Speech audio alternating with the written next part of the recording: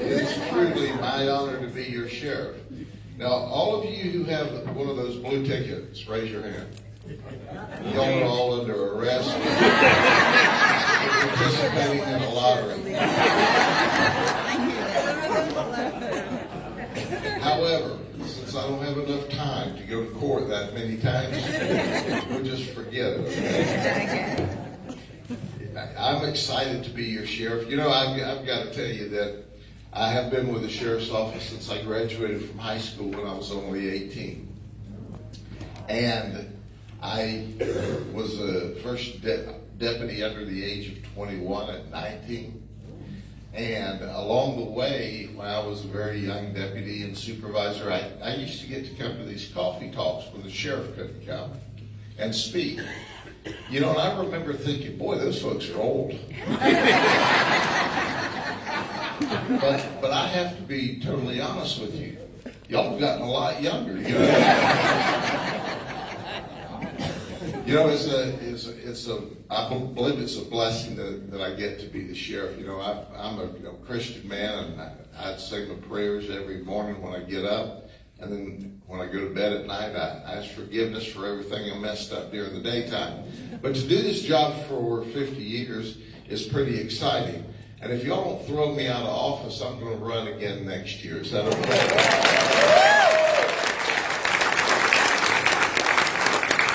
I tell folks, my job's not to run after bad guys anymore. It's to hire the best young men and women in the world so they can run after bad guys. So I coach every day, and if you have any grandsons or great-grandsons that are interested in law enforcement, send them to me, because this workforce that we're moving into as the baby boomers retire, there's not enough people in it for any industry. If you've been a nurse or a doctor, if you've been in trucking, if you've been a teacher, you can go back to wherever you spent your years and ask them, hey, are y'all fully staffed? Nobody's fully staffed right now. So we need help. And I tell folks, we want the best and the brightest and the youngest minds. And they said, talk about anything, so I'm going to talk about anything. You know, as I look around the nation, you know, I see this hate on the cops and this national agenda and this woke left. I want you to know none of that ever came here. Nothing, zero, just the opposite.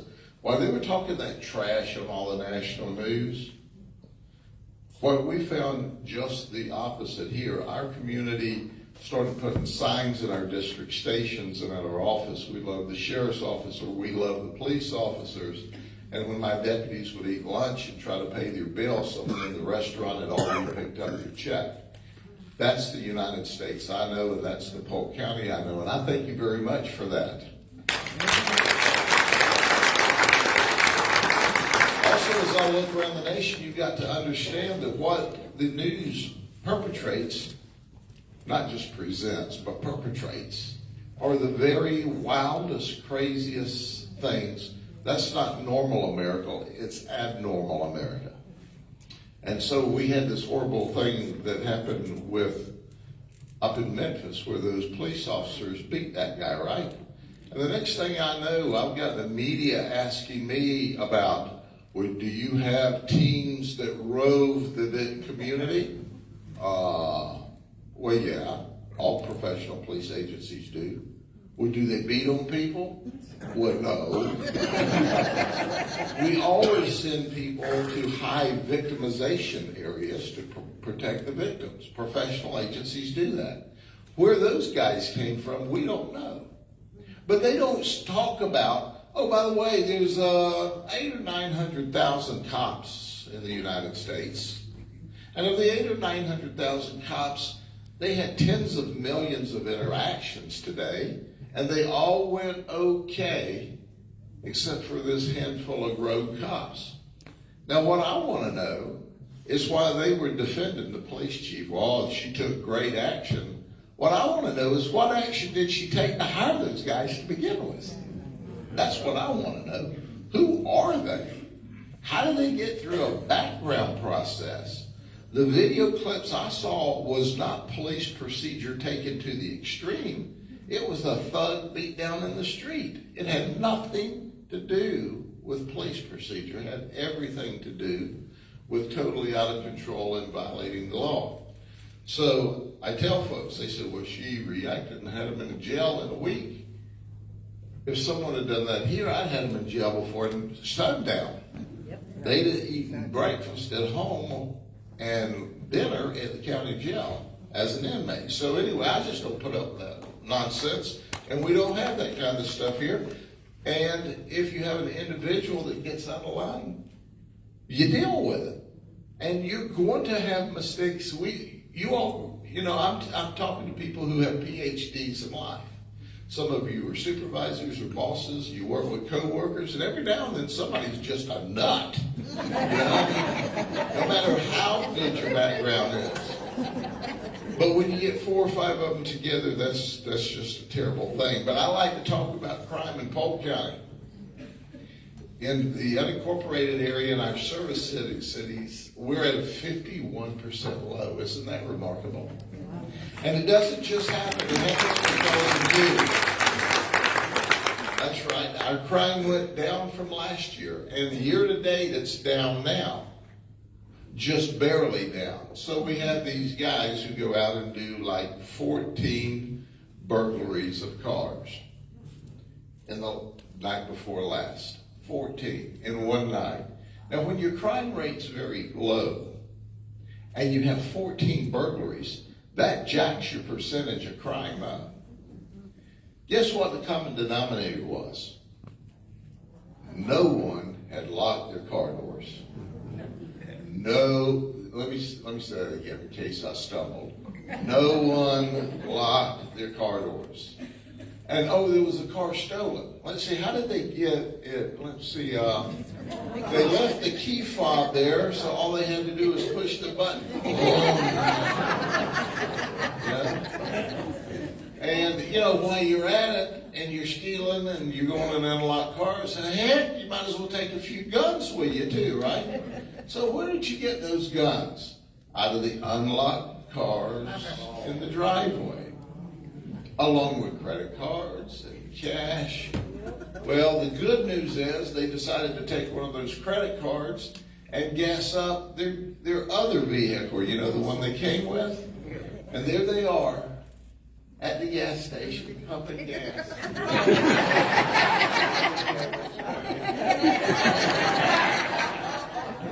I love it when we have idiots burglars.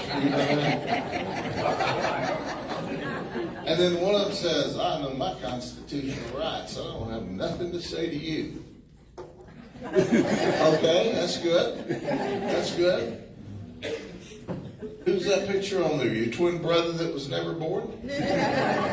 So at the end of the day, when I go around, it seems like when I go on the radios and televisions and say, please lock your doors, I've given another idea to burglars. They go, these dummies don't really like their car doors. Let's go out tonight and look around. But I will promise you, you can get in the car with me tonight, and we can go through 10 neighborhoods and open doors in 10 neighborhoods and take guns and money, because we're so safe here, and we are, and people feel so safe here that guess what? They don't do the most basic things like lock your car door. Now listen, I'm a big Second Amendment guy. I believe if you care enough to learn how to safely handle a firearm and safely shoot a firearm, you should have it. You should have it with you at night. So if any of those kinds of burglars break into your house or just walk in because you didn't lock your front door either, it would be nice to have your gun. But if they come into your front door and your gun's in the car, what good does it do? Or if on the way in the front door, the burglar says, hey, let's see if the car, a gun. Let me have that gun when I will go in their front door tonight. So in case they got another gun, I can protect myself from that homeowner. So at the end of the day, that's why I tell you folks that I believe that people who care enough to handle guns safely, because a gun's like a car. It's dangerous if you don't operate it appropriately. But if you care enough, have it and protect yourself. The thing that I stress every time I come to a community is, look, when the burglar is breaking in your front door, you know that's the sound of a burglar breaking in. Because you have locked your door, right? When that burglar's breaking in, and you're dialing 911, we're late. He's already there. Somebody's got to keep him out till we get there. But I found as he's breaking in, if you go pow, pow, pow, pow, pow, the dude will be laying right there.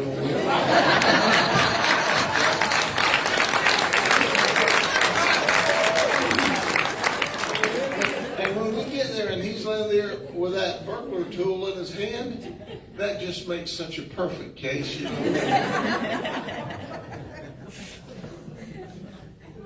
It's better than us in there and you laying there, right? So I like to talk about the population. Have y'all noticed there's more traffic in Polk County? Now, it used to be when the snowbirds came to visit us, and we love snowbirds. You know the definition, if you're from Polk County, the north? You say, I was born and raised in Polk County. My dad used to say, son, anybody born north of Interstate 4 is from the north.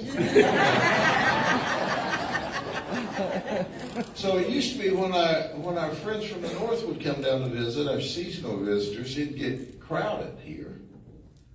But last year and the year before, the crowd didn't leave. And then our northern visitors came here and go, where did all this traffic come from? It used to not be here.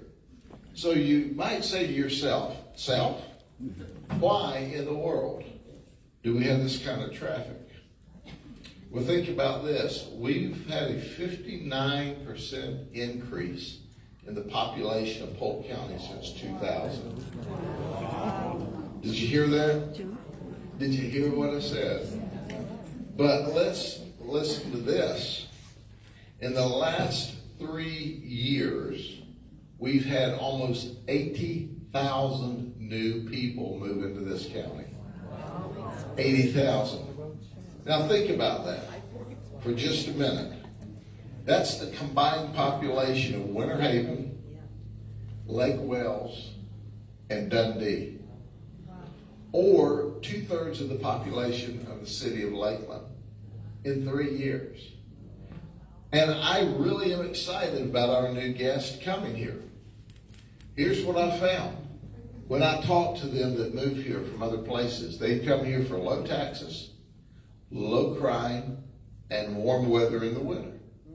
Now, you might have heard me say this before. If you haven't, I tell folks that move here from California, Minnesota, from Illinois, Detroit, Michigan, New Jersey, New York, if you vote the way here, the majority of people from where you came from, you won't have low taxes or low crime anymore. But I'll promise you it'll still be warm in the winter. Now, why do I say that? All of this turning the criminals loose that you're really seeing, I'm going to talk about it in a minute, in California, and New York, and New Jersey, and Illinois just passed just terrible laws. Oh, you know, folks that can't afford, they all are disproportionately affected. So if they violate the law, they don't need to be in jail. Let them just show up for court like they're going to, right? Yeah. We have data. Every one of those states that did that, the crime is going whoop. The safety is going whoop. Safety and security have jumped back on the national survey agenda for the first time in a long, long time. And it was after the decision makers, the local county commissioners, city commissioners, mayors, prosecutors, sheriffs, the state house, the state senate, the governors, when those elected officials started thinking more of the criminal than they thought of you, the law-abiding people. Crime went up, your safety and security went down. I don't understand it myself. I don't understand it. Those people earned the county jail. They earned to be arrested. They earned to go to prison. And somebody said, well, that Florida's just so tough. Well, I'm glad we have the reputation. Because we need a forgiving criminal justice system. People make mistakes, and unless you do the most heinous crimes, yeah, you deserve a do-over when you're young and stupid. But when you're older and stupid, you need to understand, I've got my chance, now there has to be responsibility and accountability. And that's what we do. But statistically, as tough as we are on crime, only 4 out of every 100 we arrest this year go to the state prison system. Did you know that? 4 out of 100? How much more easy do you want to get on people? The difference is we have figured out which 4 need to go. Who are the professional criminals? Some people are professional criminals. That's their job. They break into cars or houses or stores or businesses, or they steal catalytic converters. They specialize now, like doctors. I'm not just a normal burglar. I steal only catalytic converters, and I am good at it. You know what I'm saying? So that's what we do a good job of here. But it all comes down to trust, because I've talked to my sheriff friends in California. I was the president of the Major County Sheriffs of America, so when I tell you this stuff, I know it because I interact with the sheriffs in those states. And the sheriffs in California say, hey, our misdemeanor theft is less than $900. And we don't put anybody in jail for a misdemeanor other than like DUI and domestic violence.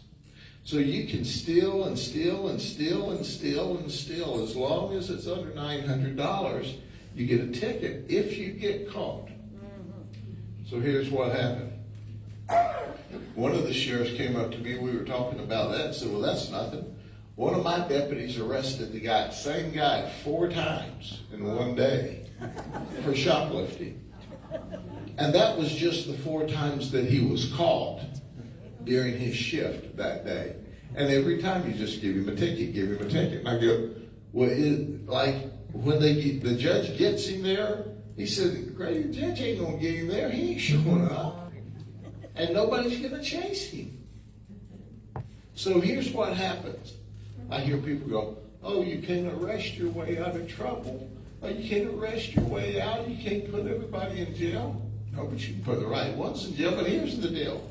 If this is all my running buddies right here, and over the years they watch me get arrested and go to jail, spend county jail time, go to prison, stay on probation, got to be home early, the cops come arrest him, the rest of them go, hey, I don't want to live a life like that. That dude's running or in jail or in trouble all the time, so I'm just not going to do that. But if all of a sudden the rule makers change the rules, and I come up to my buddies here, and I got the $600 sneakers, and the designer jeans, and the latest bling, and I'm not going to jail anymore, then the Me Too effect kicks in. So the next thing you know, they're all doing it, because I'm saying, they don't put anybody in jail for this. They give you this ticket, and you go, oh, I'm sorry. If you show up, I'm sorry. You are? I'm sorry I got caught. So the next thing you get the Me Too factor going, and that's what we have going on now. So what happens to the store owners? They quit reporting it. They go out of business. They hire their own security at the front door. Cost them more money to keep people kicked out, to try to survive. That doesn't happen here. So I want to tell you a story. I've got 2 of them. I'll tell you one, because I got to get out of here in a minute for y'all to throw me out. We get a call from a convenience store, right? The owner of the store said, hey, there's a guy came in here and he stole a Slurpee.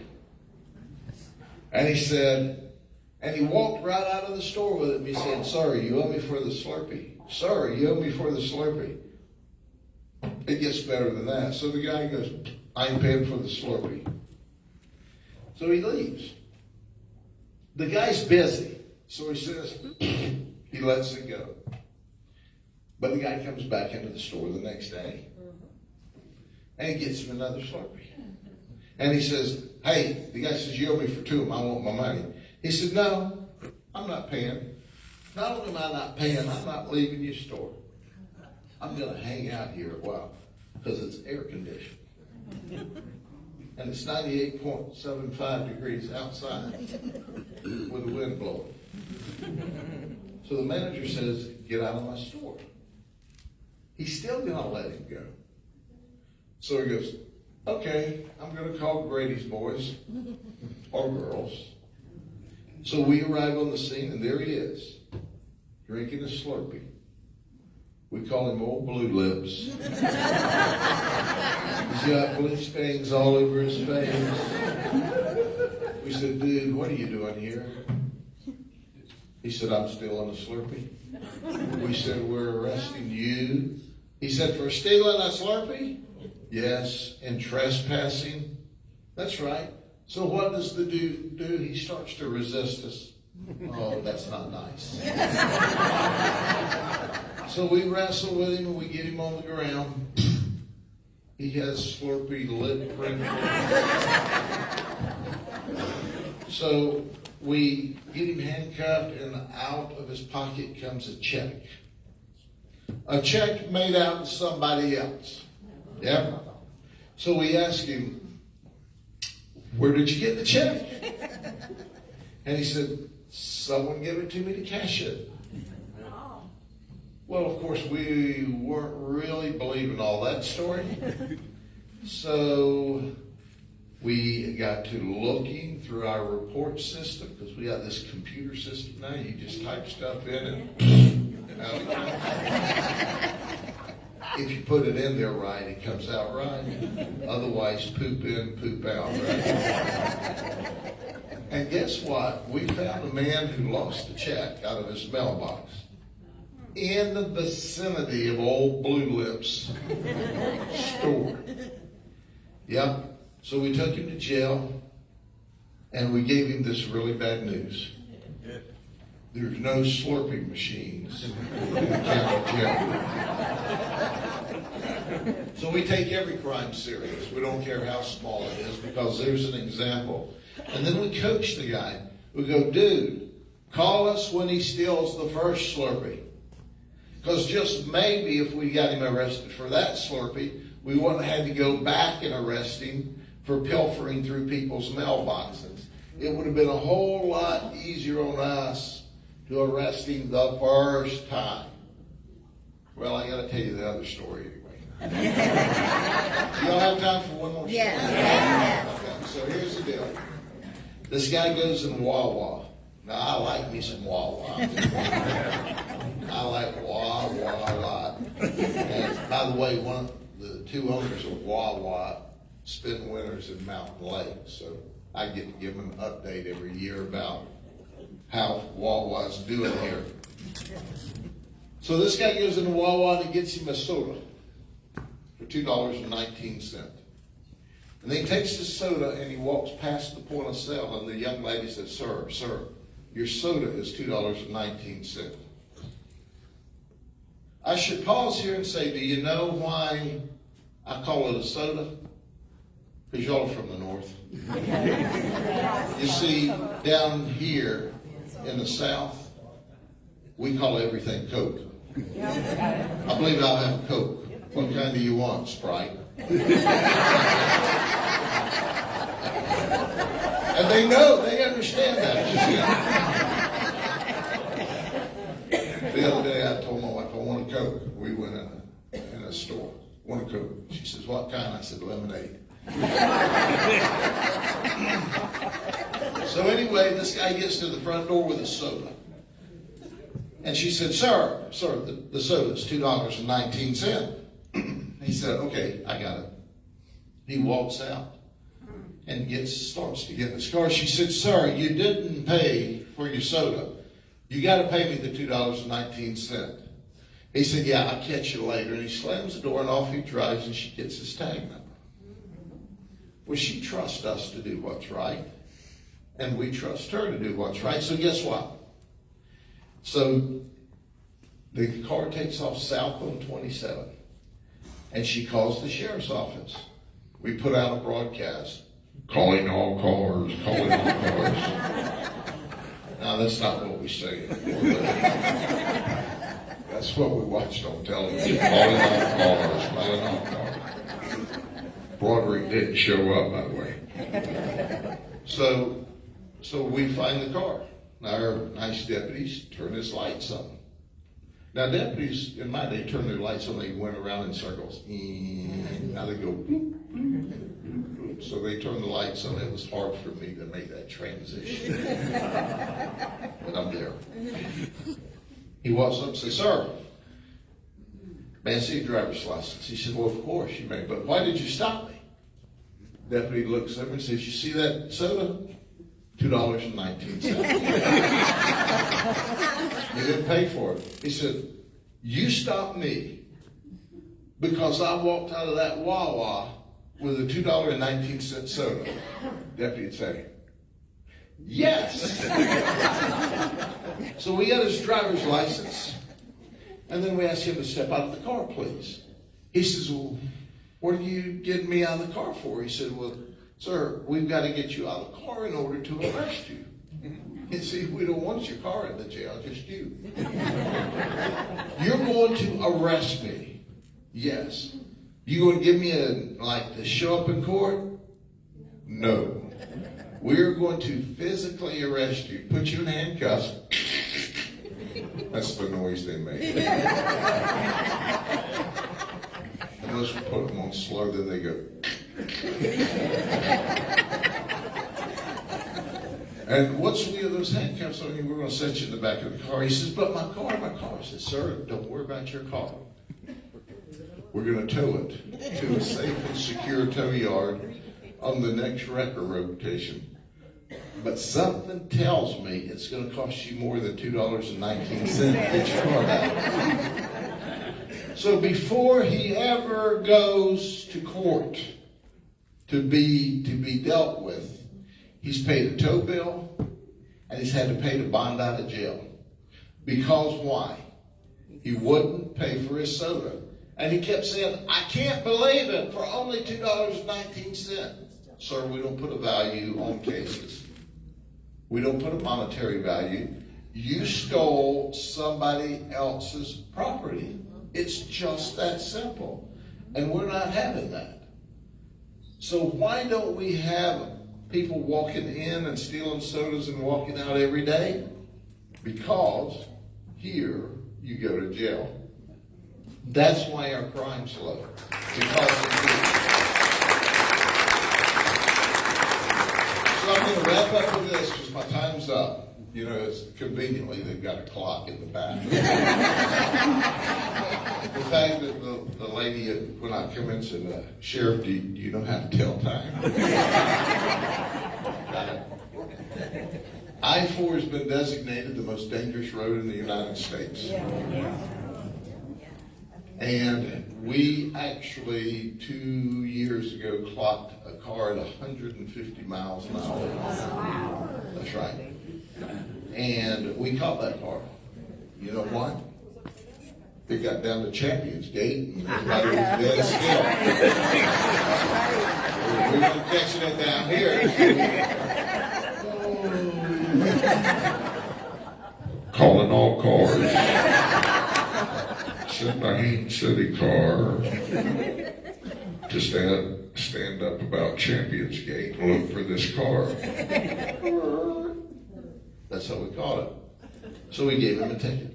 And they talked about it on morning roll call. And I said, time out, folks. Time out. You don't drive 150 miles an hour down this road unless you go to jail. So speed alone does not cause reckless driving. They informed me, the traffic guy said, Sheriff, do you know that speed alone does not cause reckless driving? Yes, I remember that. I remember that from when I was a deputy working traffic. You know, back when we used to chip the traffic tickets out on stone. But the law hadn't changed. But tell me how you drive 150 miles an hour and don't have to weave in and out of traffic on Interstate 4. So we've started locking people up. When they're doing 100 plus miles an hour, weaving in and out, it's an automatic trip to jail. We put them in handcuffs, put them in the car, tow their car, take them to jail. We've got to get the road under control because you and I and our kids and our families and our grandkids want to use that road and they want to be safe. For the first time in my career, I've never worked traffic or allowed anyone to work traffic in an unmarked car until now. And on Interstate 4, I finally had to put unmarked cars up there to catch them at 112, 118, and 106 because they see that marked car and I'd only catch them at 90 or 85. So for the first time, and we've written hundreds and hundreds and hundreds and hundreds of tickets because you know what? We all have the right to be safe. We all need to use, have to use, and sometimes just want to use that road to cut back and forth across the center of the state. And we're going to keep it safe or as safe as possible. And you help me do that as well. So at the end of the day, as I close out, I think our state attorney, Brian Haas, talked to you about frauds and online frauds and all that. Remember this. Just say no. You know who originally said that? Nancy Reagan. And before that, your mom and daddy did. And remember that when they said, don't let those kids influence you to do something you shouldn't. Just say no. So when they call you, they email you, they text you, just say no. Because remember, your banking institution does not go online asking you for information, right? Or verify your information. They don't do that. Say that together. They don't do that. Okay? And it's really, really, really important that you just say no. Now, somebody might say, well, it's because they're senior citizens. Let me relieve you from that thought. So we have an undercover operation at the sheriff's office. And we send out an email all through the sheriff's office to ostensibly mostly young people, I'm the exception, okay? The email says, hello, employee Grady, Judd, and we list them by name. This is the IT section, and we're validating your serial numbers and your logins for our very secure computer system.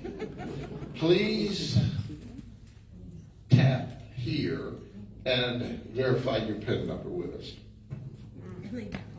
We have 2,000 people that work in a law enforcement agency. 100 of them filled out the form. Did you hear what I said? So don't let anybody tell you that you're being conned because you're a senior citizen. That's baloney. They'll con you no matter what age you are. And they do, and they're successful, and they're very, very, very convincing. So at the end of the day, now you're wondering, well, what did y'all do to those 100 people? It was very, very, very painful.